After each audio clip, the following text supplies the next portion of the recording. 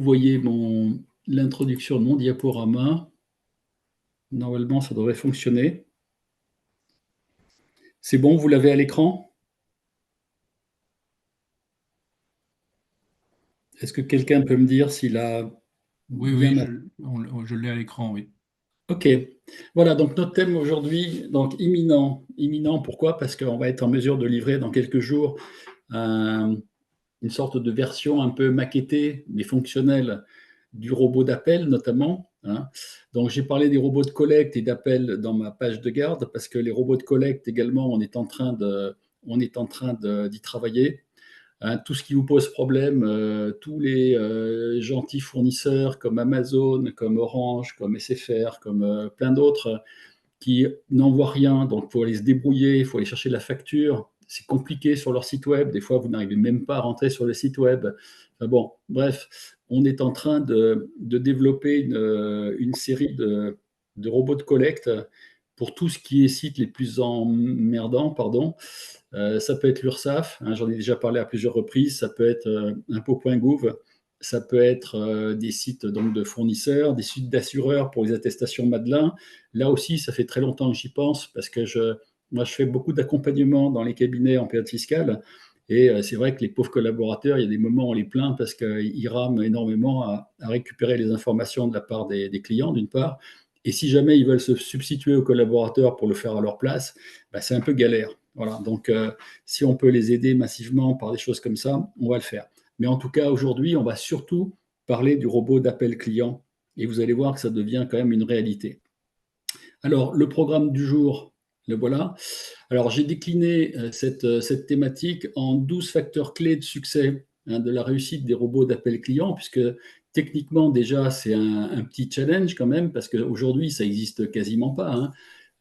Cette notion de robot d'appel a été inventée aux États-Unis pour changer, notamment pour des fonctions marketing commercial, hein. Demain, je pense que les centres d'appel qu'on a dans les pays à faible rémunération, c'est en voie de disparition. En tout cas, c'est un peu comme les caissières de supermarché ou les gens qui étaient dans les guitounes, dans les péages. Voilà. Malheureusement pour ces personnes-là, ces métiers-là vont disparaître. Et donc, bon, est-ce que c'était très intéressant comme métier? Je ne sais pas, mais en tout cas, ça leur donnait une rémunération et donc, voilà, un pouvoir d'achat quelque part.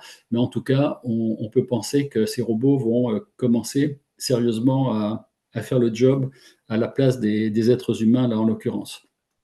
À la fin du webinaire, je vous parlerai du thème du prochain, donc du numéro 32, qui aura lieu le 8 novembre. On va sauter le 1er novembre, avec des cas d'usage de l'IA. Je vais essayer de vous parler pas mal de tout ce qui est vocal, hein. On va dire que sur les derniers mois de 2023 et le premier semestre 2024, on a eu une énorme explosion au niveau de l'IA au service de la vidéo. Aujourd'hui, vous pouvez mettre un sous-titrage de vidéo un peu en couleur, un peu animé. Vous pouvez créer un film complet d'animation. Donc ça, je vous le montrerai peut-être aussi. Et surtout, il y a des fonctions vocales qui arrivent de plus en plus du fait de l'IA, qui arrivent aussi bien sur votre PC ou Mac que sur une tablette ou que sur un smartphone. Et ça va permettre de converser avec l'IA d'une façon assez étonnante et avec une interactivité, une fluidité qui est absolument étonnante, hein. ChatGPT a sorti un Voice GPT, si je ne dis pas de bêtises sur le nom. Et puis, il y a même des choses encore plus folles qui sont en train d'arriver, dont je me réserve la primeur pour le 8 novembre, parce que là, on est au stade où on commence à voir arriver les agents IA, qui sont des agents donc à base d'intelligence artificielle, qui vont être capables de faire des choses en toute autonomie pour vous, à votre demande, qui vont apprendre tout seuls et qui vont faire des choses de façon remarquable, je dirais presque par-dessus votre épaule, quoi. Donc c'est vraiment très impressionnant. Il y a une vitesse d'évolution actuelle qui est fascinante. Je pense que tous les éditeurs, les grands éditeurs se tirent la bourre et sortent des trucs de façon accélérée.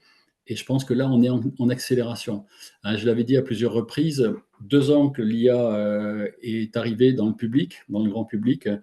Je trouve que les cabinets avancent pas assez vite, mais bon, je le répète assez souvent.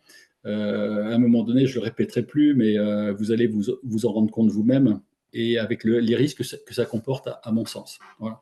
En tout cas, pour l'instant, on ne va pas parler de risques, on va parler de chance d'utiliser ce genre de choses. Et je vais attaquer tout de suite.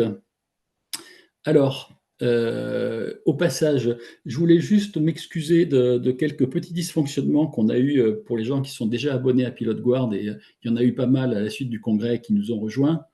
On a fait énormément de changements structurels dans l'outil pour faire rentrer non seulement au-delà des tableaux de bord annuels avec différents modèles en fonction des entreprises, on a fait rentrer le tableau de bord périodique avec le calcul du budget. On a fait rentrer un certain nombre de choses et des débuts de robots aussi dans l'outil. Et donc, on a restructuré très fortement la base qui était à l'intérieur de Pilot Guard. On a travaillé un peu sans filet pour aller vite, sauf qu'il a pu y avoir des perturbations à certains moments qui ont planté peut-être votre session dans Pilot Guard ou qui ont fait que voilà, vous n'avez pas pu travailler comme il fallait, ou en tout cas avoir des interruptions de service. Donc voilà, je voulais m'en excuser parce qu'on veut aller vite et en même temps, il y a toujours un risque à aller vite. Bon, on refait le retard peut-être aussi sur des aspects liés à tout ce qui est tableau de bord, prévisionnel, etc. Parce qu'il y a foultitude d'outils sur le marché, d'ailleurs de très beaux outils, sachant que nous, on veut être dans un mode totalement industriel, boosté à l'IA.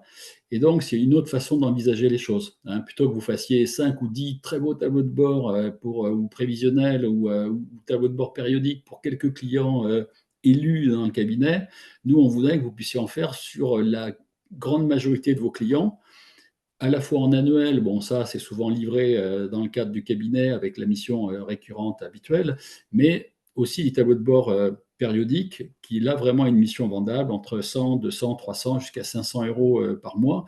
Et là, ça change tout pour le cabinet. Hein. Donc vraiment, ce mode industriel, on veut foncer dedans. On est également en train de travailler sur le prédictif. Hein. C'est en train de sortir chez un petit peu, pas tout le monde, mais en tout cas les éditeurs avancés comme Unisoft ou Fintesis, d'ailleurs, rachetés par Visma. On va sortir du prédictif fin d'année ou tout début d'année selon notre plan de charge, parce qu'on a beaucoup de choses qui se développent en ce moment, et notamment des API. Bon, voilà. Alors, les dates des formations pour les gens qui se sont abonnés nouvellement ou pour les abonnés déjà plus anciens, les prochaines, donc il y en a une hier à 9 h qui s'est bien passée. Et demain, pendant la semaine prochaine, le jeudi d'après, il y en a une à 9 h, le 31 octobre. Il y en a une le lundi 4 novembre à 11 h. Donc, on essaye de varier les jours et les heures pour vous arranger. Et une autre le vendredi 15 novembre à 16 h. Voilà, donc notez-les. Hein, c'est les dates des prochaines sessions, mais réservées exclusivement aux gens qui ont l'outil. Hein, ce n'est pas juste une présentation rapide, c'est une vraie formation. Voilà. Alors, juste aussi pour ceux qui, je sais que parmi vous, il y a certaines personnes qui étaient au congrès il y a quelques jours à Marseille. Hein, les conditions congrès, on vous les garde jusqu'à la fin du mois, mais on ne va pas les garder pendant 6 mois non plus. Hein, donc, on avait quand même des conditions assez intéressantes qui étaient proposées. Donc voilà, il est temps peut-être aussi pour vous de foncer. Hein, sachez que toute cette fin d'année, ça va vous permettre, il reste, on va dire, 2 mois hein, à tout casser, et encore. C'est vraiment le fait de se mettre en branle dans l'outil, d'avoir sensibilisé les collabs, de leur mettre un outil en main, d'être rodé sur l'outil pour aborder la période fiscale. C'est sûr que si vous achetez l'outil en janvier ou en février, les collaborateurs vont être un peu fébriles et ils ne vont pas être très en attente d'un outil nouveau au dernier moment. Hein, donc, s'il faut le faire, il faut le faire maintenant. Hein. En plus, vous avez des conditions. Et comme ça, vous avez le temps aussi, notamment les tableaux de bord annuels ou même périodiques, mais annuels, de les lancer, par exemple, sur les clôtures 30 septembre là, qui arrivent. Et donc, voilà, vous rôdez un petit peu sur les premiers dossiers pour être pleinement opérationnel pour la grosse période fiscale et peut-être lancer aussi des tableaux de bord périodiques sur des budgets qui vont être... bon, je pense que les entreprises sont toutes plus ou moins en train de fabriquer leur budget pour l'année prochaine, hein, si ce n'est pas déjà fait. Donc, c'est le bon moment pour entamer pas mal de choses. Voilà. Alors, le robot d'appel hein, dont on va parler aujourd'hui, que je vais vous montrer en démonstration live et sans filet, Pour la petite histoire, on avait fait une présentation il y a, je ne sais plus combien, un mois ou un mois et demi, qui avait été assez calamiteuse. Le truc ne marchait pas ou marchait mal.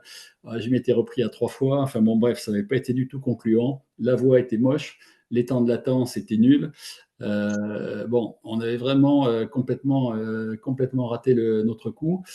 J'avais voulu aller un peu vite à l'époque. On a retravaillé profondément là depuis. Comme j'ai dit tout à l'heure, c'est pas encore parfait, hein, mais ça commence à se rapprocher d'une certaine perfection.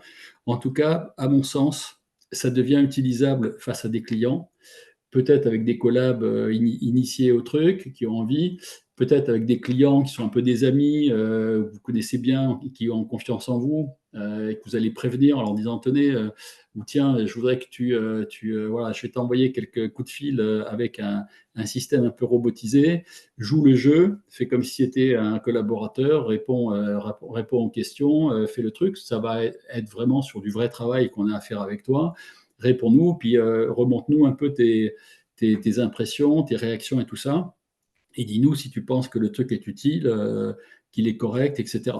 Donc voilà, on est à l'approche vraiment, à quelques jours de lancer l'opération. Alors l'idée que j'ai depuis pas mal de temps, c'est de créer au cœur de Pilot Guard une base de données client du cabinet. Alors, comme on est en train de développer toutes les API en ce moment, on a déjà fait MyUnisoft, on est en train de finaliser Penny Lane, on va se mettre à Time très vite, ACD, Quadra, et puis après, ben, les autres, Sage, les différents Cégide, donc ce qu'on appelait PJ avant, ou Loop, il y aura Agiris, il y aura peut-être Incom, TOGS, enfin peut-être des éditeurs un peu moins représentés sur le marché, mais en tout cas, il y aura tout le monde. Je ne sais pas si j'ai oublié quelqu'un, mais en tout cas, il y aura tout le monde.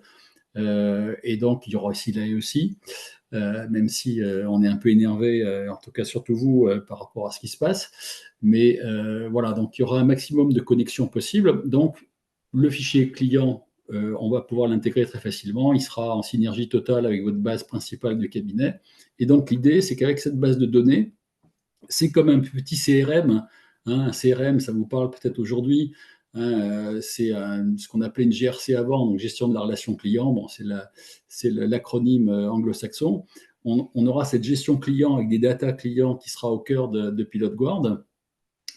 Donc, il y aura 3 tables, hein, trois sous-fichiers à l'intérieur de cette base, de ce CRM. Il y aura une base évidemment client, il y aura une base collaborateur et il y aura une base action. Ces actions seront des actions de collecte, de phoning, de suivi, demain de veille, d'alerte, etc., divers et variés, qui vont intervenir sur ce que j'appellerais des événements déclencheurs. Alors vous allez voir dans un petit instant, dans 5 minutes, je vais vous montrer ça en vrai, en live, et vous allez mieux comprendre. C'est peut-être encore un peu abstrait ce que je vous dis, mais on réalise une action parce qu'on a besoin d'aller demander une pièce ou des relevés de banque ou une attestation Madelin ou ce que vous voulez au client. Et ça vous manque. Et le collab, comme il n'aime pas trop téléphoner, il va appuyer sur un bouton et le robot il va faire le boulot. Voilà. Donc cette maquette fonctionnelle qu'on va vous livrer, en tout cas pour ceux qui voudront jouer le jeu en bêta-test, sera géré dans un outil que je vais vous montrer dans un instant qui s'appelle Airtable. Airtable, c'est un peu comme une sorte de feuille Excel avec des datas un peu colorées. Ça a plus de fonctionnalités qu'Excel. Alors, c'est un peu moins orienté vers les calculs et tout ça, bien que ça en fait un peu. Mais surtout, ça a une qualité, c'est d'être une sorte de base de données relationnelle multiforme qu'on peut voir sous forme de liste, sous forme d'agenda, sous forme de galerie, sous forme de Kanban, sous forme de, etc., de timeline, etc. Et ça permet de gérer un petit CRM de façon très sympathique. Ça, c'est juste, je dirais, en mode projet, hein, pour que vous puissiez faire le test avec nous. Ça va fonctionner, ça va déclencher des appels, ça va rapatrier des réponses des clients ou des documents des clients. Mais avant de l'intégrer dans Pilot Guard, au cœur, on veut d'abord le faire fonctionner avec vous, avoir vos feedbacks, avoir vos réactions, avoir tout un tas de choses, même de la part des clients et tout ça, pour voir ce qui manque, ce qu'on n'a pas fait bien au début, ce qu'il faut modifier, ce qu'il faut améliorer, etc., ou ce qu'il faut supprimer peut-être aussi. Et puis, dès qu'on aura vraiment quelque chose de très satisfaisant, hein, grâce à vous, hop, on l'injectera dans l'outil PilotGuard. Pour l'instant, on va le faire fonctionner à l'extérieur de l'outil pour pas mettre la pagaille et pas faire un truc, je dirais, théorique qu'on a inventé dans notre tour d'ivoire et puis qui n'est pas fonctionnel pour vous, ou en tout cas pas pertinente. Voilà. Donc ça, une base de données, hein, avec ces tables clients, collaborateurs, actions. Il y aura peut-être une table des événements, j'en parlerai plus tard. Il y aura peut-être une table des affaires, parce qu'on peut imaginer que l'action des robots, la dynamisation des datas et de l'interprétation des datas dans l'outil vous permettra peut-être de détecter des missions à vendre, hein, ou des services à vendre à vos clients, et donc de faire une proposition à un moment donné commerciale pour vendre voilà, un service complémentaire, quelque chose. Donc, il y aura tout ça petit à petit dans le CRM. Hein, très peu de cabinets aujourd'hui ont un vrai CRM. Il y a encore beaucoup de gens qui ont des feuilles Excel, qui croisent un peu dans tous les sens, etc. Bon, c'est pas très pratique, c'est pas dynamique, c'est pas relié à la base client du cabinet. Enfin, il y a plein d'inconvénients. Donc là, on veut que tout soit complètement synchro avec tous vos outils et peut-être demain ou après-demain avec des outils du client. Ça sera encore mieux. Donc ça, c'était l'aspect fondamental. Le deuxième aspect, c'est qu'on va rapidement gérer dans cette base de données, dans ce petit CRM, deux types de robots. Le premier robot, c'est un robot de collecte d'informations, hein, d'informations qui peuvent être des informations textuelles où le client vous donne une information en faisant des phrases. Ça peut être des datas structurées, hein, donc des datas qui fonctionnent par rapport à une liste déroulante de choix, par exemple. Et ça peut être aussi des pièces comptables ou autres types de pièces, hein, attestation Madelin, je ne sais pas quoi, que vous voulez récupérer auprès du client. Donc les robots de collecte, je le signale là parce qu'on va assez rapidement, puisqu'on développe ça en ce moment, y venir, mais ce n'est pas ce qu'on va voir vraiment aujourd'hui. Aujourd'hui, on va parler du robot d'appel client, qui est vraiment l'objet de la session. Et plus tard, donc, robot de veille, robot d'alerte, etc. Vous allez voir que les capacités derrière une base de données du type de celle qu'on va mettre en place dans PilotGuard vont être assez extraordinaires en termes de variété. Et que là, la dynamisation de l'information va être un concept clé de l'histoire. Simplement, je fais un petit feedback par rapport à mes presque 30 années de vie dans les cabinets. Dès le départ, quand on avait créé RCA il y a très longtemps, fin des années 90, dans les cabinets, on avait fait des actions de collecte de data clients sur le portefeuille intégral du cabinet, ou quasiment. Et donc, on avait repéré qu'il y avait énormément d'informations dans les cabinets. Et je vous avoue que 30 ans après, j'ai la sensation qu'il ne s'est rien passé presque. C'est-à-dire en termes d'exploitation de la data, il ne s'est presque rien passé. C'est quand même incroyable. Et même, je dirais que les cabinets sont tellement débordés aujourd'hui par la pénurie de collaborateurs et par différents phénomènes que je ne sais même pas si on n'a pas régressé dans l'absolu. Voilà. Je suis peut-être un peu dur, mais je ne suis pas très loin de la réalité, à vrai dire. Alors, hop, les événements déclencheurs, ils seront de plusieurs types. Ils peuvent être complètement automatiques. Je vous donne des exemples. Premier exemple, des événements préprogrammés. Exemple, le suivi d'obligations. Vous allez rappeler à un client qui est en tenue avec une TVA mensuelle que voilà, il faut qu'il vous envoie les factures que vous souhaitez, les informations que vous souhaitez, etc., etc., etc. Ça peut être tous les clients qui ont des factures Amazon, Orange, SFR, machin, patin couffin. En tout cas, tous les fournisseurs qui ne font pas d'efforts pour produire l'info et prévenir les clients ou leur mettre un lien de téléchargement ou une pièce jointe dans un email. Tout cela, ils embêtent la vie de tout le monde, pour ne pas dire pire, et donc ça vous oblige à aller chercher des informations, ou ça oblige les clients ou les collabs à le faire. Bon, on pourrait dire, allez, il y a une collecte sur Amazon, SFR, Orange, machin, etc., qui est faite automatiquement par des robots. Il suffit simplement de savoir que dans la fiche du client, il y a des factures de ces éditeurs-là, clac, clac, clac, clac, clac, qui peuvent être pointées. Auquel cas, les robots, ils vont aller faire le job tous les mois, s'il y a une facture tous les mois ou tous les ans, ils vont aller chercher l'information, vous la rapatrier dans un endroit ciblé, qui pourrait être paramétrable, et vous récupérez les informations sans perte de temps. Ça peut être ça, des événements préprogrammés. Ensuite, ça peut être des événements que j'appellerais massifs et ponctuels. Massifs parce qu'ils s'adressent à beaucoup de clients, et ponctuels parce que vous voulez les faire une fois de temps en temps. Par exemple, une campagne d'information sur l'évolution de la fiscalité des LMNP.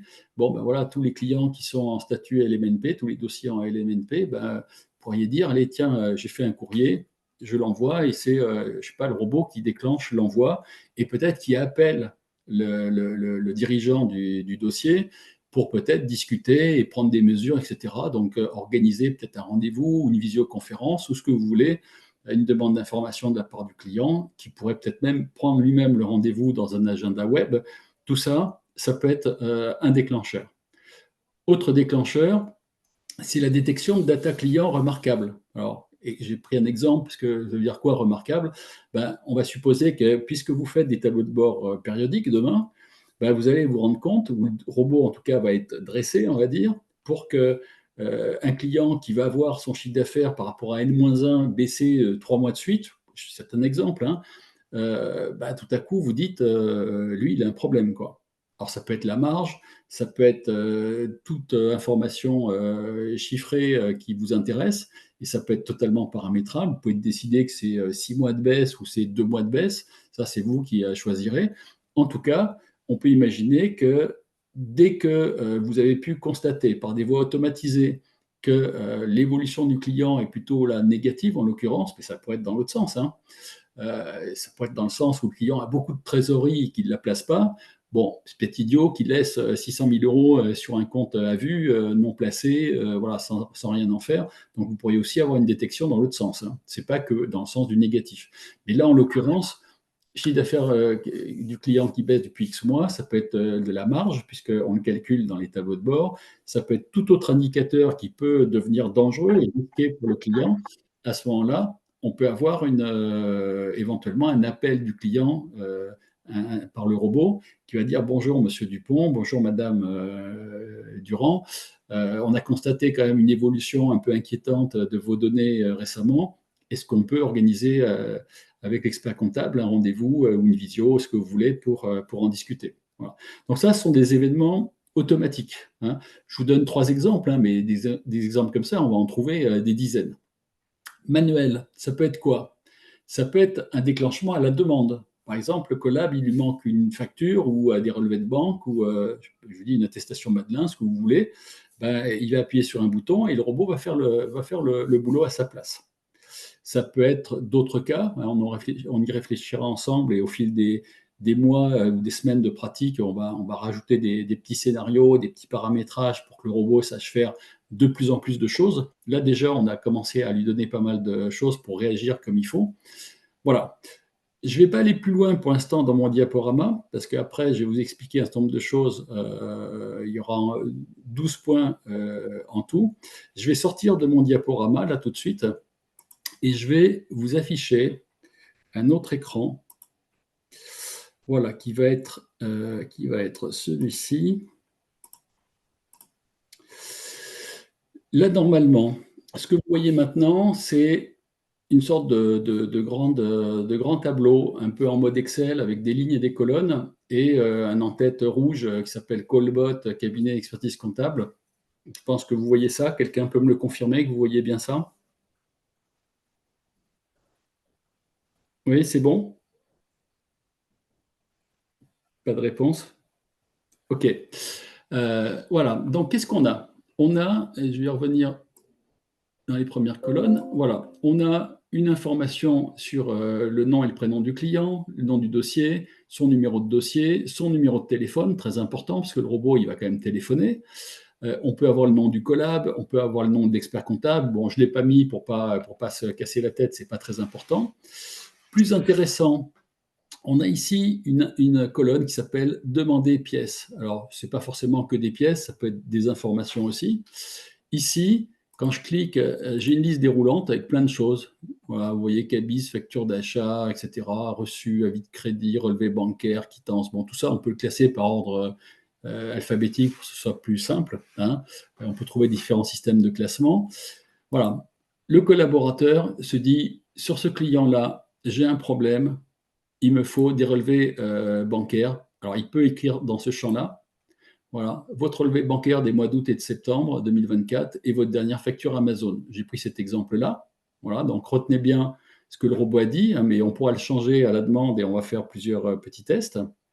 Voilà. Le reste, vous oubliez pour l'instant, ça va être rempli par le robot. Donc le collaborateur qui se retrouve, là on est en mode manuel, qui dit, bon ben là il faut que j'appelle ce client-là, donc il suffit qu'il crée une ligne comme ça d'un clic. Il précise éventuellement 2 points comme ça, donc il lui faut les relevés bancaires de 2 mois plus une facture manquante qui est d'Amazon, et il va cliquer sur envoyer. Alors, on va partir en démo pour de vrai. Voilà, je clique sur envoyer, et normalement, Nicolas le robot. voilà, je ne sais pas si vous voyez mon écran, alors je vais arrêter le partage une seconde. Normalement, vous voyez mon écran. C'est bon? Donc je vais répondre. Oui, allô? Bonjour Stéphane, je suis Nicolas du cabinet ABC Compta. Je vous appelle de la part de Gaëlle, votre collaboratrice. Je vous appelle pour récupérer quelques informations nécessaires à votre dossier. Pouvez-vous me dire quand vous pourrez envoyer votre relevé bancaire des mois d'août et de septembre 2024, ainsi que votre dernière facture Amazon? Oui, Nicolas, bah, écoutez, je dois pouvoir faire ça en allant sur les sites web de ma banque et d'Amazon. Je vais galérer un peu, mais je vais vous trouver ça. Est-ce que je peux vous renvoyer ça soit lundi, soit mercredi, parce que mardi, je ne suis pas disponible, donc lundi ou mercredi. Est-ce que ça vous va? Oui, ça me va très bien. Lundi ou mercredi, c'est parfait. Merci beaucoup pour votre disponibilité, Stéphane. Je vous remercie encore et vous souhaite une bonne journée. Oui, merci Nicolas. Au revoir. Voilà. Je voudrais avoir un petit feedback là pour que vous me disiez si vous avez bien entendu le truc. Et alors, vu un petit peu sur mon écran de smartphone et entendu. Ouvrez vos micros, sinon je ne vous entends pas. Donc Vincent me dit oui. C'était très clair. Ouais, c'était clair. Alors, je vais jouer à faire un truc parce que là, vous me dites, bon, peut-être Stéphane, il s'est amusé, il a fait un enregistrement et il nous a gentiment pipoté pour parler un peu vulgairement. Donc, je vais volontairement dupliquer ici.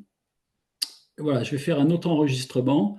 Et là, vous allez me dire, je ne sais pas, vous allez me dire ce que vous voulez que le robot réclame au client. Dites-moi ça. Quelqu'un peut me prendre la parole et me donner quelque chose de sa composition, et on va voir que le robot le fait. Allez-y, qui veut jouer avec moi?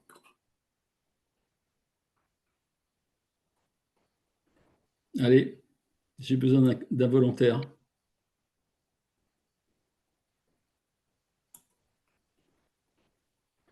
Agnès, vous voulez jouer avec moi? Bon, Agnès est muette. Tout à l'heure, j'avais qui? J'avais Christophe.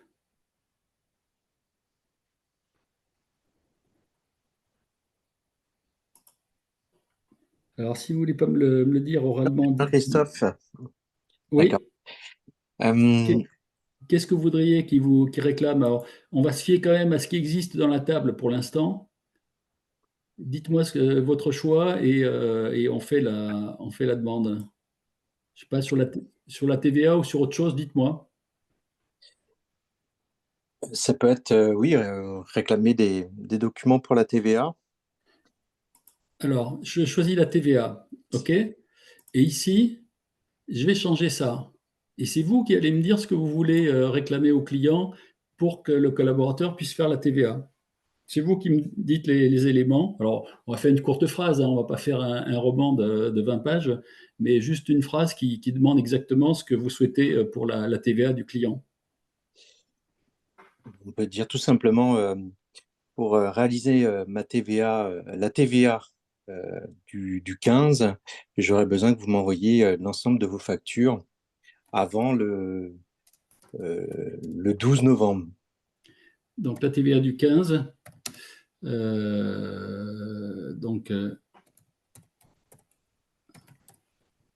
Envoyez-moi. Vous m'avez dit quoi? Les factures? Oui, Les factures les factures d'achat avant le 12 novembre. avant le Je 12 suis un peu juste, mais c'est pas grave, c'est pour l'essai. novembre. Oui, d'accord. Donc, pour la TVA donc, du 15 novembre, du coup, hein, je vais être un petit peu précis quand même, comme ça, on va 2024. Bon, je vais être un peu scolaire, mais pour que vous voyez que bon, c'est du vrai. Envoyez-moi les factures d'achat, ou alors, on va dire toutes. Voilà, toutes. Je vais y arriver. Vos factures d'achat avant le 12 novembre. Voilà, et on va dire pour. Alors, mon robot, pour l'instant, il est en dur pour Gaël. Donc, je ne peux pas vous faire changer le nom de la collaboratrice pour Mais l'instant. pas grave. Dans mon scénario, on va dire qu'il y a une Gaël chez vous, hein, mais ça pourrait être paramétrable demain. Ça, ce n'est pas encore en place. OK, donc vous avez retenu ça. On va parler de TVA et on va lui demander de nous faire ça. Oui. Donc là, le collaborateur se retrouve avec ça. Donc là, ça s'est classé là, je ne sais pas pourquoi. Voilà. Ah oui, parce que c'est classé sur la demande de pièces ici. Donc là, je vais cliquer et à nouveau, il va me rappeler sur mon numéro. Pour l'instant, c'est celui qu'il a, hein. Hop, c'est parti.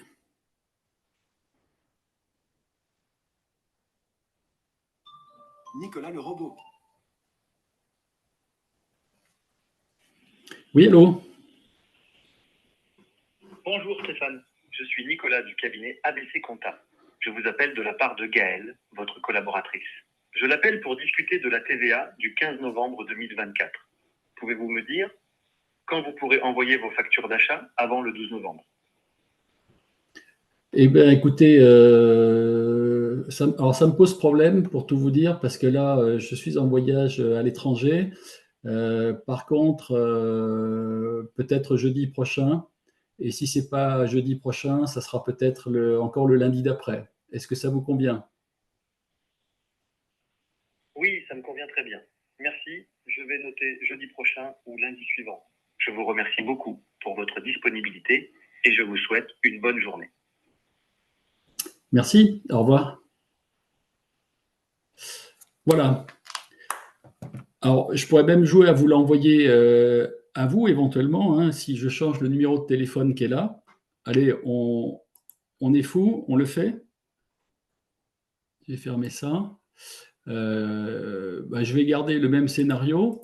Est-ce que vous pouvez me donner un numéro de portable, si ce n'est pas top secret?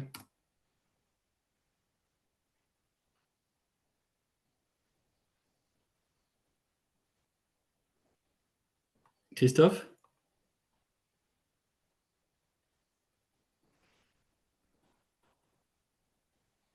Je ne sais pas si vous m'entendez.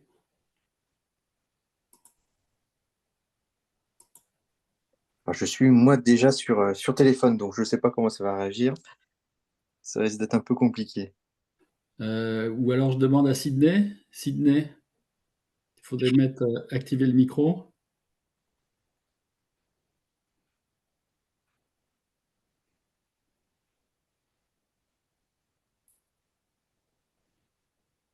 Alors, la vidéo n'est pas nécessaire, c'est surtout le micro. Tu m'entends ou pas? Oui, très Ah, bien. d'accord. Oui.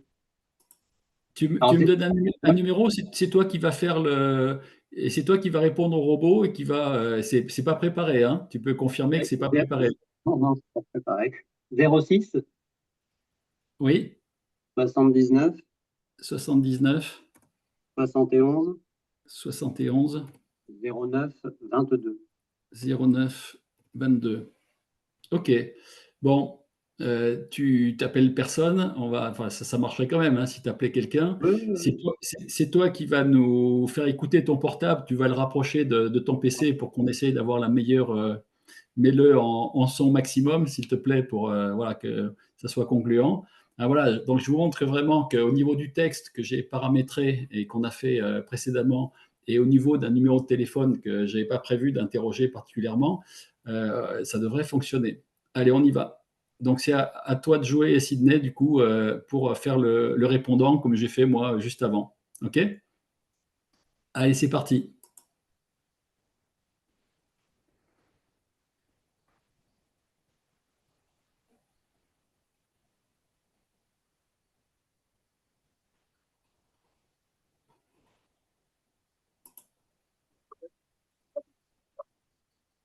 part de Gaëlle, votre collaboratrice. Pouvez-vous m'accorder quelques instants, s'il vous plaît? Oui, allez-y. Oui, merci. Pour vous dire des informations sur la TVA du 15 novembre 2024. Pouvez-vous m'envoyer une facture d'achat avant le 12 novembre? Alors, malheureusement, on aura un petit problème de, de planning. On pourra vous envoyer les infos par mail qu'à compter du 14 novembre. Est-ce que ça vous pose un problème ou pas?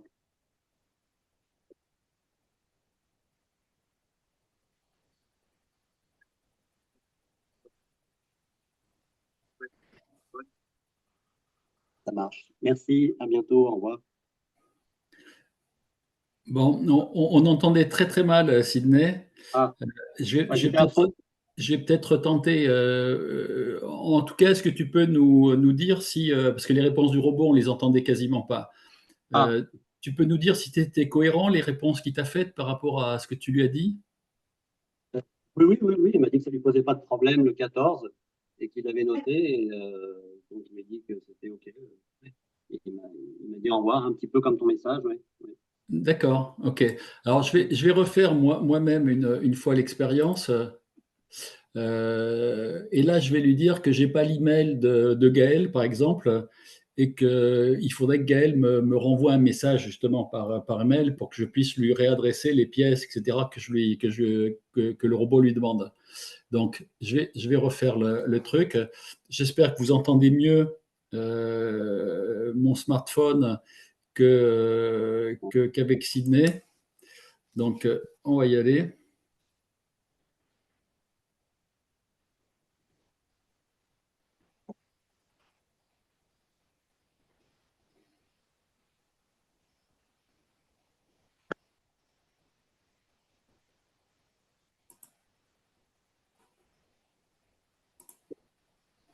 Alors, je ne sais pas si j'ai Oui, tu bien n'as pas changé cliqué. de numéro là. Ouais.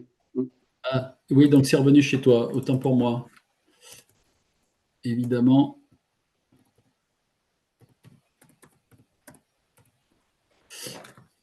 Allez, c'est reparti.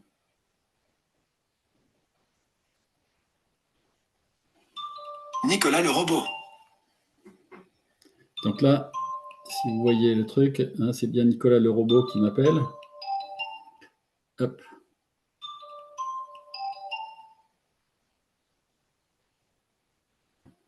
Oui, bonjour. Bonjour Stéphane, je suis Nicolas du cabinet ABC Compta. Je vous appelle de la part de Gaëlle, votre collaboratrice. Je l'ai. Ah, j'ai un petit bug là. Ça peut arriver. 15 novembre 2024. Ah, Gaëlle a besoin de vos factures d'achat avant le 12 novembre. Pouvez-vous nous envoyer ces documents quand cela vous conviendra? Alors, oui, je peux vous les envoyer vendredi. Par contre, est-ce que vous pouvez m'envoyer l'email de Gaël, s'il vous plaît? Bien sûr, je vais demander à Gaëlle de vous envoyer son adresse email. Mais avant de vous laisser, je voulais vous remercier et vous souhaiter une bonne journée. Merci, au revoir. Bon, voilà, hein, on a fait 3-4 expériences. Là, il y a eu un petit bug, a priori. Ça peut encore arriver. Donc, comme quoi, quand je vous dis que ce n'est pas encore parfait, il peut arriver qu'il y ait des petits soucis. C'est assez marginal, parce que j'ai tenté une trentaine d'appels au moins ce matin avant la réunion, et j'ai eu une fois un bug de ce type-là. Donc, ça peut encore arriver. Là, en l'occurrence, donc, vous voyez, le robot, ce dont on s'aperçoit, c'est que déjà, avec le paramétrage, c'est-à-dire la typologie de votre demande qui est gérée dans ce champ qu'on a appelé demande des pièces, mais on pourrait le rebaptiser d'une façon plus pertinente, avec un petit commentaire où là, vous pouvez rentrer l'information ici tranquillement, hein, d'une phrase un peu complète qui permet de préciser de quoi on parle par rapport à la TVA ou par rapport à un relevé de banque ou par rapport à des factures. Voilà, vous précisez un peu et le robot va vraiment faire une phrase qui va inventer, arranger, etc. Ce que je ne vous ai pas dit derrière, donc le robot est capable de réagir dans la conversation en live à des demandes ponctuelles. Alors, j'aurais pu aussi jouer à l'idiot qui dit robot, écoutez Nicolas, oui je veux bien, mais je voudrais qu'on parle ensemble de la recette de la pizza aux 4 fromages. Bon, je pense qu'on va faire en sorte de gérer des aspects où le client a envie de s'amuser, parce qu'il sent bien qu'il a un robot en face. Donc, on trouvera des phrases pour remettre les choses en ordre ou raccrocher gentiment en saluant le client. Il se peut aussi que l'appel n'aboutisse pas parce que le numéro est faux ou parce que la ligne est occupée, ou en tout cas, ça ne répond pas, ou que le client est en colère, énervé, pressé, machin, et dit au robot, écoutez, je n'ai pas le temps, rappelez-moi plus tard. Donc, le robot aura une réaction par rapport à ça. Voilà, tous ces cas de figure qui ne sont pas les cas idéaux qu'on pourra rencontrer, on va les gérer totalement. Mais là, déjà, vous voyez qu'en l'état, en faisant 3-4 appels avec des textes différents, enfin des demandes différentes, des réponses que vous avez inventées, et moi et vous, Sydney et Christophe, en fait, le robot, il a du répondant, quoi. Il sait acquiescer, il sait dire pas de problème, ok, vous avez dit lundi et jeudi, donc il sait relever lundi et jeudi. Alors, ce qui est intéressant aussi, c'est que je ne voulais pas montrer ça encore. C'est qu'ici, vous avez un champ avec le transcript. C'est-à-dire que là, si je le mets en... Voilà, il y a toute la conversation. Voilà. Bonjour Stéphane, voilà, je vous appelle de la part de Gaël, etc. Donc ça, il l'a répété 10 fois. On voit pas ton écran. Ah oui, pardon. Je vais le remettre. Autant pour moi, merci. Voilà. Donc là, on voit que quand j'ouvre ce champ-là, j'ai tout le transcript, toute la transcription de toute la conversation. D'accord? Donc, on garde ça en mémoire. C'est un peu le. Donc là, c'est le transcript, c'est tous les mots qui ont été prononcés, mais ça peut être aussi un résumé.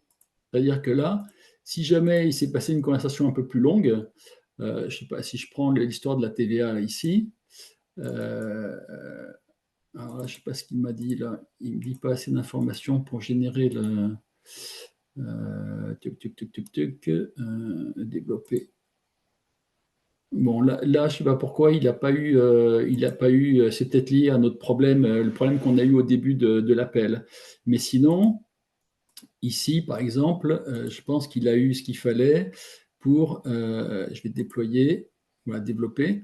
Voilà, l'appel est entre Nicolas de ABC Compta et Stéphane. Nicolas fait un suivi sur le dossier de Stéphane et demande des documents spécifiques, donc y compris un relevé bancaire, alors un reçu, non, ce n'est pas un reçu, mais là, le résumé est peut-être moyen, de septembre voilà, 2024, et une facture Amazon. Voilà, Stéphane accepte d'envoyer les documents d'ici lundi, etc.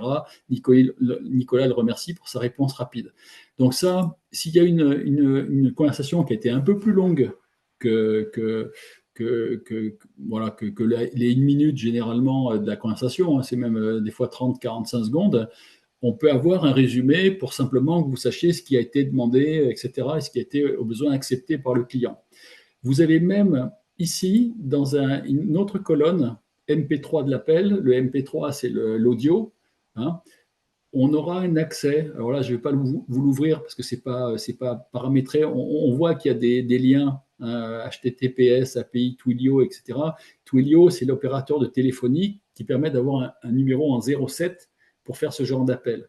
Et donc, on pourrait même avoir l'audio, l'accès à l'audio qui a été enregistré. Si jamais un jour on veut vérifier une conversation entre le robot et le client pour voir si le client vous dit « Oh là, j'ai un truc qui m'a appelé, c'était complètement nul, machin, c'était minable et tout ça », vous dites « Oh là, qu'est-ce qu'il a fait le robot ?» Vous pouvez aller écouter ce qu'il a dit. Et donc, peut-être à travers ça, on pourra corriger peut-être des petites dérives du robot si jamais il n'est pas pertinent. En général, le robot, il reste toujours sérieux, poli, correct, plutôt un peu joyeux. Enfin, en tout cas, il a une voix plutôt sympa. Enfin, vous me direz ce que vous en pensez. Et les temps de latence sont vraiment très, très raisonnables, très, très courts. Par rapport à tout ce qu'on a fait depuis 3 mois, qu'on a vraiment lancé ces tests sur des robots, entre la réponse du client et la reprise de la parole par le robot, la latence, elle est plus du tout gênante, quoi. On se rend même plus compte qu'il a un petit temps de réaction par rapport à la réponse pour traiter. Parce que ce que je ne vous ai pas dit non plus, et je vais vous le montrer après, alors déjà, on peut aussi avoir un statut de l'action, c'est-à-dire que l'action d'appel du client, on est à un moment donné en attente, par exemple ici. Ça veut dire que tant que le client n'a pas renvoyé un formulaire avec une pièce, n'a pas fait une certaine action qui pourrait être gérée dans la base de données aussi, ben, l'action est considérée comme en attente. Le jour où peut-être le formulaire a été rempli avec les 3 pièces qui manquaient au collaborateur et que c'est revenu dans le CRM, à ce moment-là, le CRM va dire OK, j'ai reçu les éléments que j'avais demandés, je mets OK. Tant que c'est en attente, ça pourra figurer dans un tableau de bord, je vais en parler après, qui va vous permettre de voir toutes les actions qui ont été lancées, toutes celles qui ont abouti, donc j'ai un OK dans le statut, et toutes celles qui sont encore en attente. Ça veut dire aussi que on peut imaginer que le robot, s'il voit un cas d'une action de rappel du client en attente depuis plus de, je dis n'importe quoi, 5 jours, ben, il va dire 5 jours, c'est trop long, je rappelle le client. Et là, il va relancer automatiquement un rappel en disant bonjour monsieur, ou bonjour Stéphane, ou bonjour Guillaume, ou bonjour Sydney. Je vous ai demandé il y a 3 jours, 4 jours, 5 jours de m'envoyer telles informations. Je n'ai pas l'impression que vous les ayez envoyées, hein, donc très gentiment, toujours très poliment et tout ça. Est-ce que vous pouvez vérifier que vous l'avez fait et déjà me dire si vous pensez que vous l'avez fait, quoi. Bon, si vous l'avez fait, il faut qu'on vérifie chez nous. Si vous ne l'avez pas fait, surtout, maintenant, vous avez vraiment 24 heures pour nous les envoyer. Tout ça, ça peut être totalement piloté par le robot. Et d'ailleurs, je vais même aller plus loin. Là, ici, on a mis volontairement. Alors, vous avez une date aussi, c'est la date du jour où l'appel a été passé. Donc, vous voyez, là, 25-10 à 13h21, c'est peut-être le dernier qu'on a passé aujourd'hui. Il est 13h26. Et vous voyez, on va simuler pour l'instant en mode simplifié des dates enfin des dates de rendez-vous avec l'expert comptable, par exemple, que pourrait proposer le robot au client. C'est-à-dire que le client, il dit, ben, bonjour, monsieur Dupont, votre projet de bilan est prêt. J'ai consulté pour vous l'agenda de votre expert comptable. Il serait libre soit je sais pas quoi, le 2 novembre, soit le 5 novembre. 2 novembre à 9h30 ou le 5 novembre à 11h30. Quel est le choix que vous préférez? Eh ben, le robot va rapatrier, va attendre la réponse du client. Et si l'un des deux choix fonctionne, il va rapatrier ici automatiquement la date du rendez-vous et l'heure du rendez-vous sans que vous ayez d'intervention humaine. Donc là, gain de temps énorme en période fiscale. Alors, énorme, ce n'est pas à chaque fois beaucoup de choses, mais appeler les clients qui ne sont pas libres, qui ne répondent pas, qui machin, etc., et le refaire 3 fois en moyenne pour tous les clients du cabinet, ça peut vite prendre quelques heures au secrétariat du cabinet ou au collaborateur, qui en plus n'aime pas téléphoner. Bon, voilà, donc, ou à vous, expert comptable. Et donc, bon, c'est du temps qui n'a pas de valeur ajoutée, quoi. Aujourd'hui, si le robot peut le faire, tant mieux. Voilà. Donc, vous imaginez tous les cas d'usage qu'on peut imaginer là-dedans, dans un outil de ce type-là. Je vais en parler après. C'est énorme les possibilités. C'est-à-dire que là, vous pouvez faire des choses, c'est nos limites, quoi. Parce que le robot, on va lui apprendre, et il va apprendre, à force d'avoir des datas dans sa base de données, il va apprendre de mieux en mieux à réagir, si vous voulez. Et donc, de plus en plus, à faire des choses de plus en plus sophistiquées. Voilà. Donc, je voudrais savoir si déjà vous avez une première réaction à ce que vous avez vu avant que j'explique des choses un peu plus loin. Allez-y, prenez la parole, ouvrez votre micro, hein, et dites-moi déjà ce que vous en pensez dans un premier temps. J'aimerais bien avoir un premier feedback de votre part sur déjà ce que vous avez vu, sur la qualité de la voix, la latence et l'utilité potentielle de ce que vous apercevez là maintenant après ces 4 ou 5 appels pour vous montrer un petit peu le fonctionnement.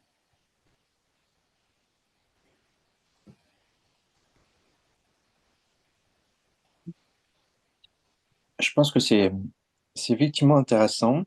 Jean-Christophe, Oui, bonjour. bonjour. Donc, c'est effectivement intéressant. On fait parfois des campagnes pour proposer des services aussi à nos clients. Donc, ça peut être un usage qu'on peut voir derrière. Absolument. Après, c'est un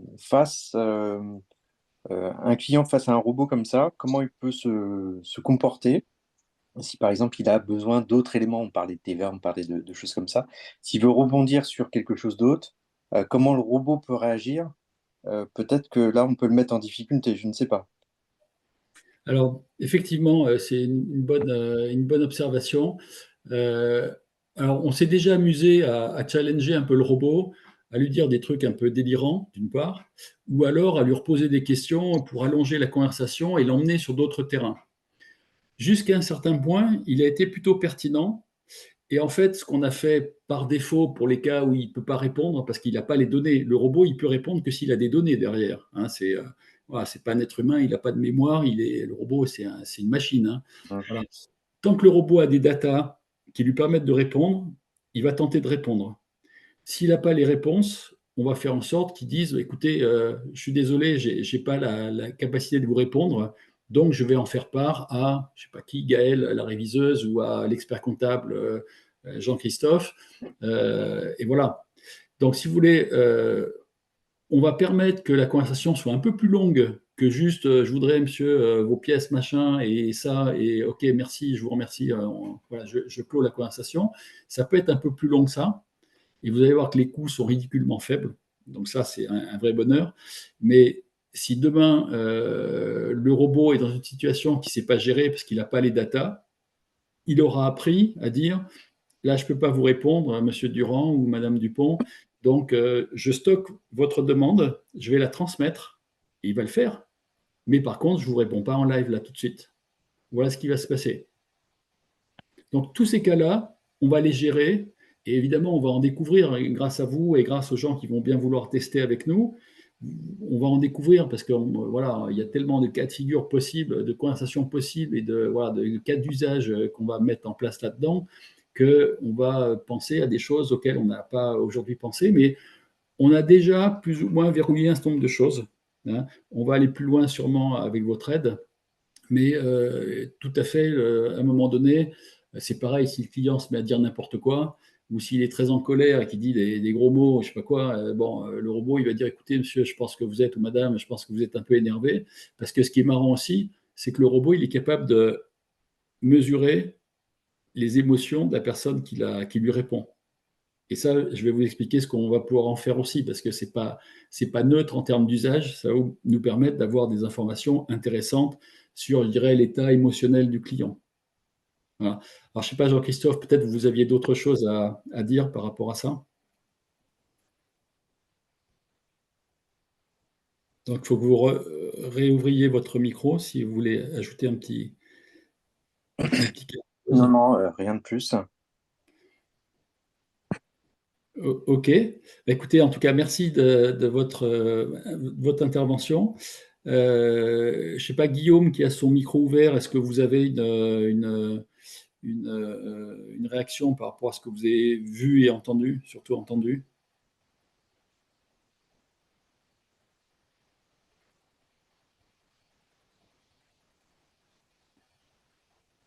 Bon, je vais passer à quelqu'un d'autre. Guilhem, éventuellement, ou Vincent, ou Pauline, ou Yvan. Alors, je ne sais pas si vous êtes réseau, vous faites 5 choses à la fois en même temps que vous écoutez la conversation, mais je vous écoute. Prenez la parole.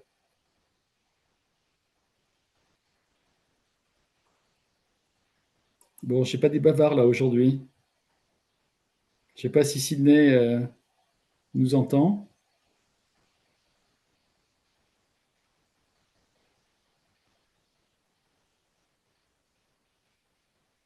Bon, alors je vais avancer dans ma présentation. Hop, je ne vais pas vous faire attendre trop longtemps.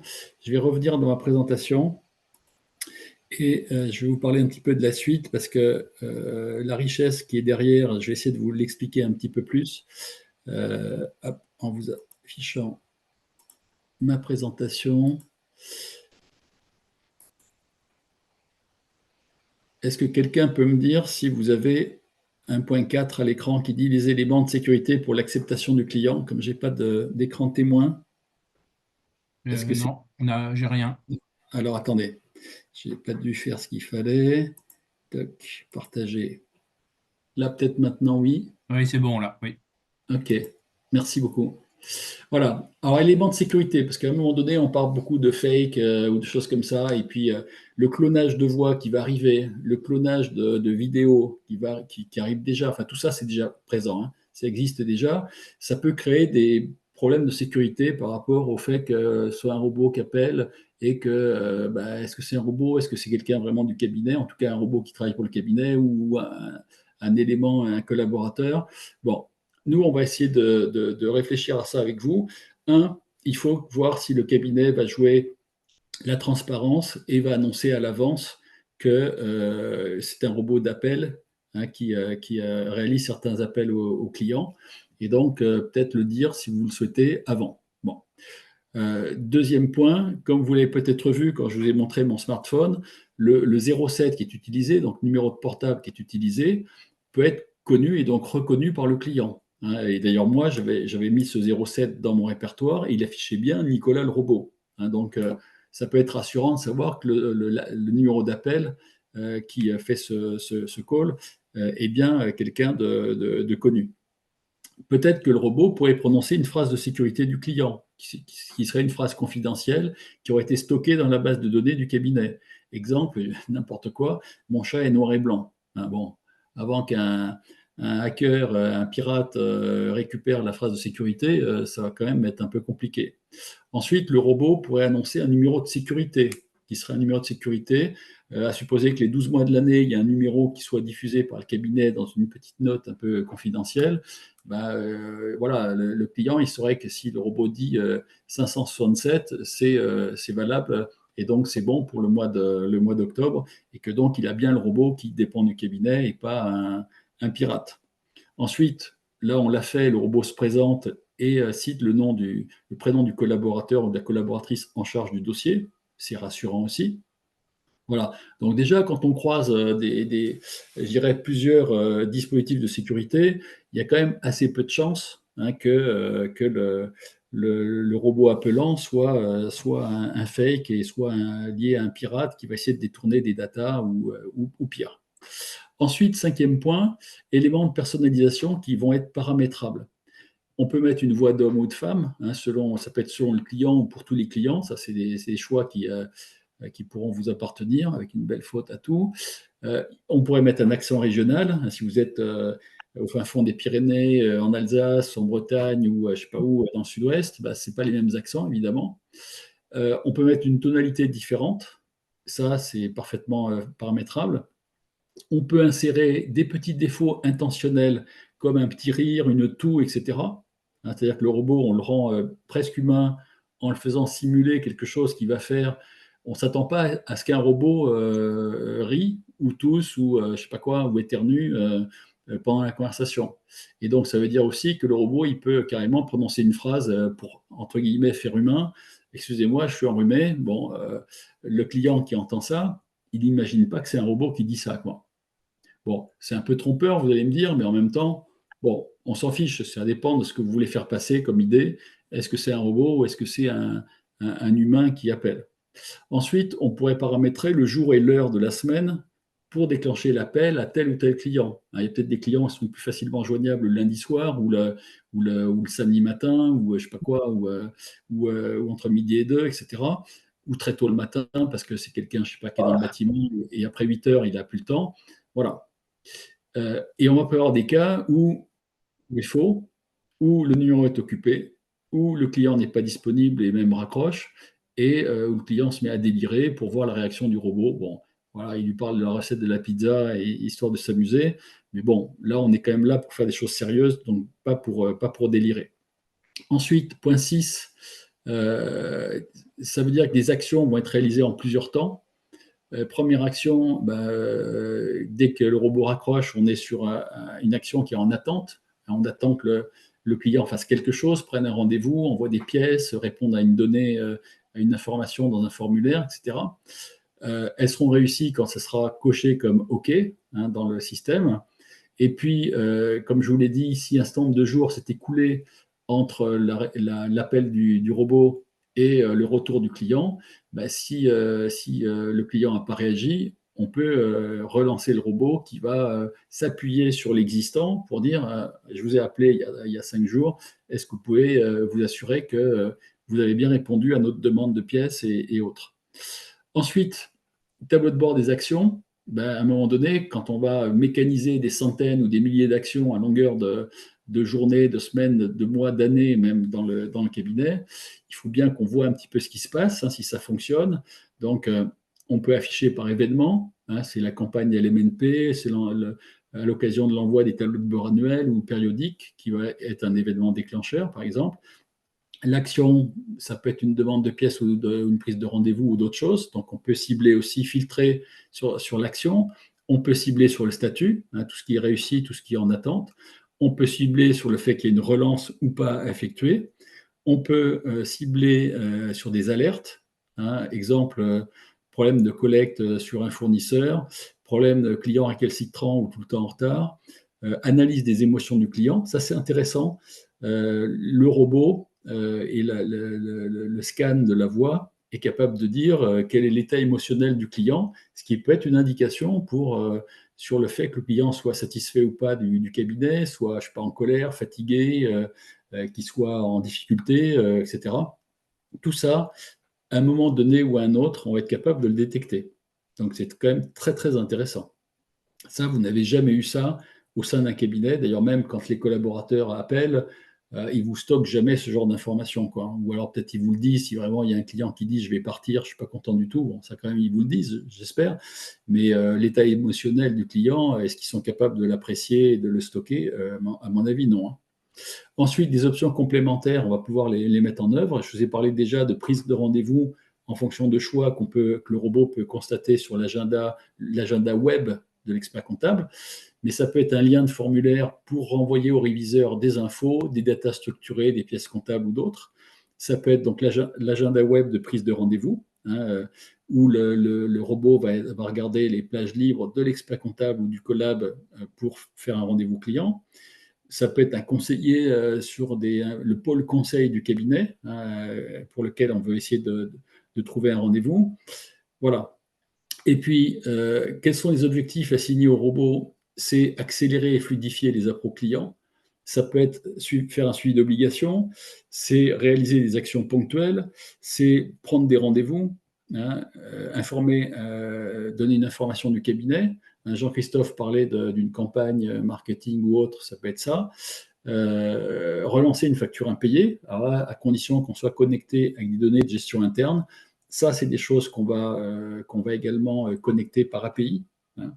Ensuite, ça peut être des dizaines d'autres tâches à faible, voire un jour à forte valeur ajoutée. Hein. On peut imaginer des tas de choses. Voilà. Ensuite, alors très intéressant, c'est quoi les coûts de fonctionnement de ce genre de choses? Et je dirais d'autres avantages un peu annexes. Les coûts à la minute sont ridiculement faibles. C'est des tokens, hein, qu'on dépense. C'est quelques centimes d'euros la minute. Et vraiment très, très peu de centimes par minute.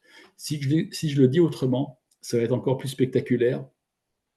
C'est que le coût de ce temps du robot, ça va être 50 à 100 fois moins cher qu'un coût humain. 50 à 100 fois moins cher qu'un coût humain actuellement. Et quand on sait que le coût des tokens, par exemple, chez ChatGPT, n'a pas arrêté de baisser très sensiblement depuis les débuts des différents modèles qu'on a connus depuis plusieurs mois, ça pourrait être encore plus. Bon. En tout cas, déjà, aujourd'hui, c'est au bas mot 50 fois moins cher, et même c'est plutôt entre 50 et 100 fois moins cher que le coût humain. Donc vous imaginez quand même les perspectives, c'est qu'à un moment donné, j'imagine que même un cabinet qui peut être un peu en pénurie de collaborateurs, s'il décide que 5, 10, 20% du temps des gens à faire des choses comme ça, appeler, relancer, machin, ce qui prend beaucoup de temps. Moi, il y a très longtemps déjà, quand je me suis intéressé à l'organisation de la production dans les cabinets, on avait détecté que les temps d'approvisionnement de pièces pour la tenue, le bilan, etc., c'était 20 à 30% du temps d'un collaborateur. Aujourd'hui, ils font des emails en pagaille. Ils devraient faire plus de téléphones, mais ils font des emails en pagaille. Et au bout d'un moment, ils sont noyés. Voilà. Et en plus, ça crée des goulots d'étranglement en bout de chaîne et ça fait des périodes fiscales qui n'en finissent pas, à rallonge, à forte pression. Donc là, le jour où on commence à arrêter d'être dans ce cas de figure-là, non seulement on fait des économies extraordinaires, mais en plus on fait des gains de temps et de productivité complètement colossaux. Bon, la dispo, si on dit que le robot il va agir sur 5 jours de la semaine, hein, donc 5 jours sur 7, bah, il va pouvoir travailler de 8 heures le matin à 19 heures, bon, ce qui peut sembler raisonnable comme créneau, mais dans l'absolu, il pourrait travailler toute la semaine, 24 heures sur 24. Hein. Il ne serait jamais malade, jamais en congé, jamais absent pour aucun cas possible.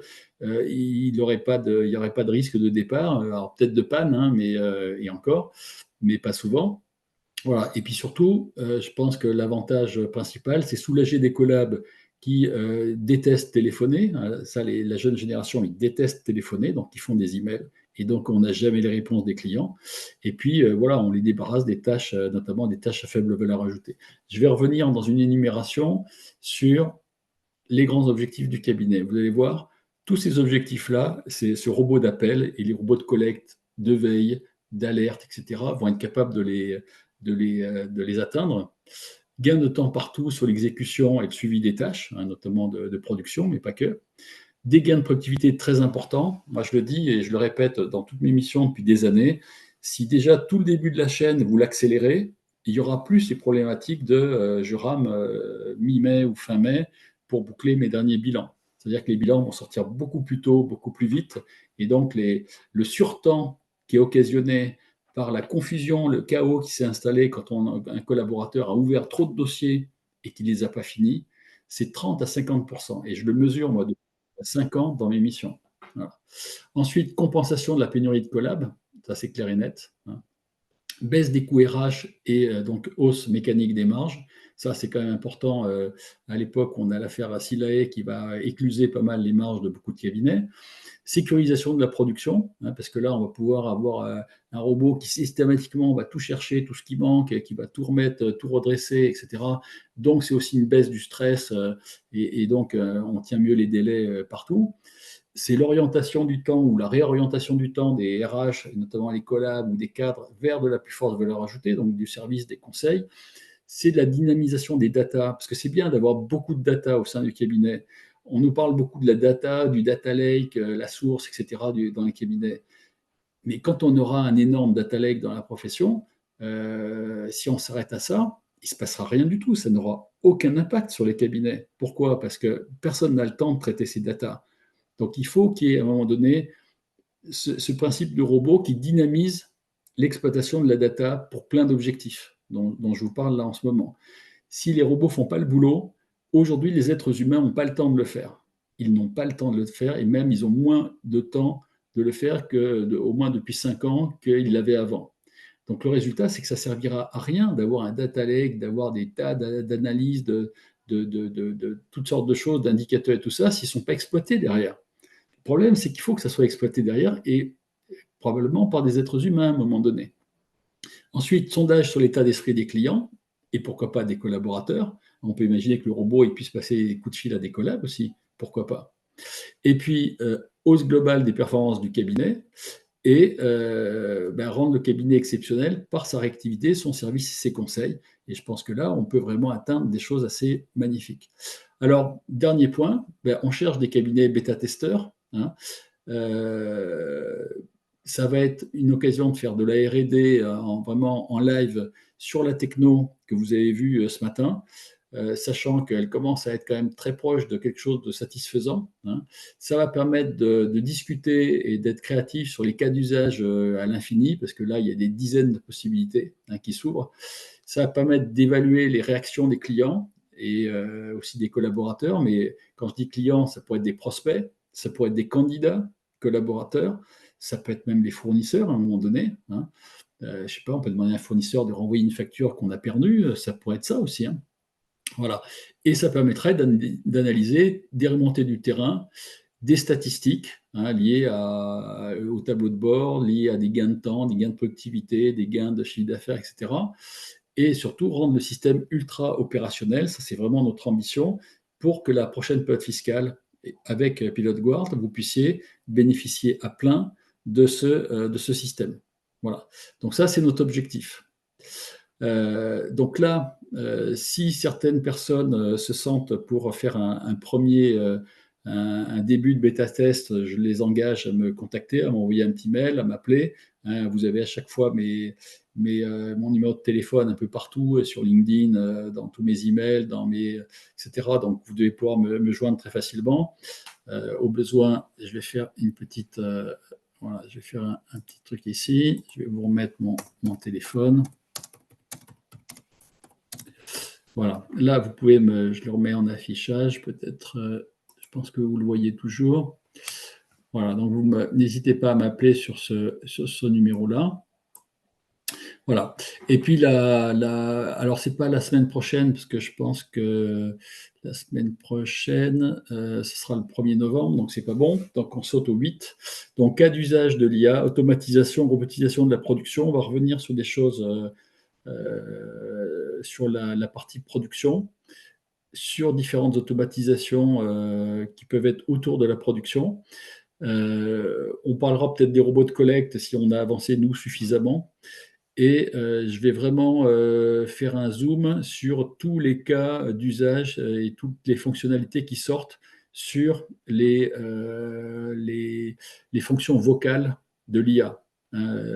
Le Voice GPT ou d'autres choses qui sont vraiment très spectaculaires et qui permettent de parler à son smartphone, de parler quasiment à son PC ou à son Mac aussi, et de lui faire des trucs avec une simplicité complètement ahurissante. Donc vraiment rester à l'écoute parce que là, il y a des changements majeurs qui sont en train d'arriver en ce moment. Et vraiment, là, les cabinets qui vont s'emparer de tous ces systèmes-là, ils vont faire une différence colossale par rapport à leurs confrères et consoeurs. Donc, écoutez, à l'heure où il y a des gens qui sont un peu emparés de vos marges, là, pour le coup, vous allez en refaire sensiblement.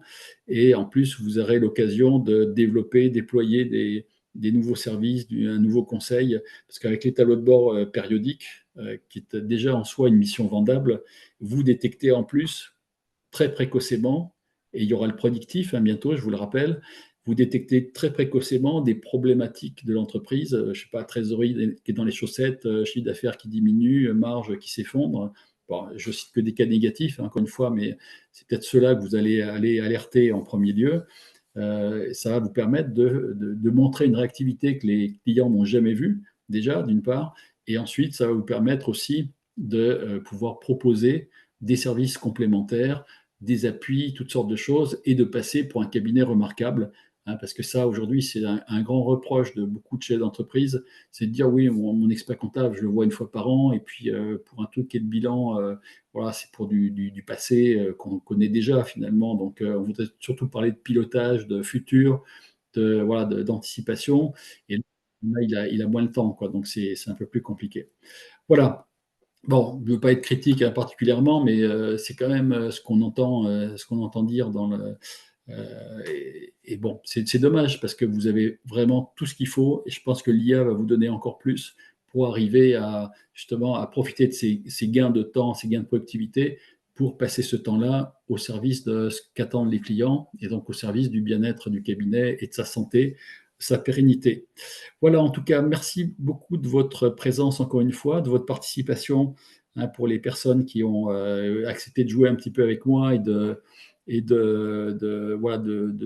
mentionner quelques questions et autres.